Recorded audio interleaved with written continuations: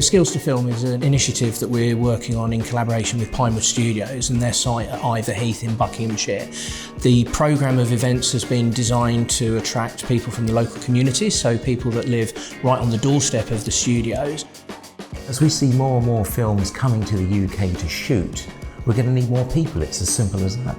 This is a deep immersion, 48 hours of getting to really witness firsthand what it's like to be on the inside of the industry. We're bringing together the people that think they might have the skills to look at the film industry with those people that are actually doing that job that they're interested in, and particularly looking at departments of construction, of costume, accountancy, locations, those type of things. If you're building kitchens, you have the requisite skills to be able to build sets. It's about bringing together those two disparate groups of people, those that are interested in starting in the industry and those that are already at work in the industry.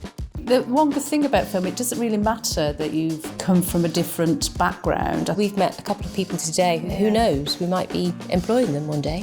Nice to see so many people wanting to come into the business, really. We don't expect them to know everything when they come in, but we're happy to help. It's almost impossible to meet people that work in the film industry, just going about your daily life. That's where it breaks down, is that once we've wronged the people that we already know, we don't have a means of finding the new people.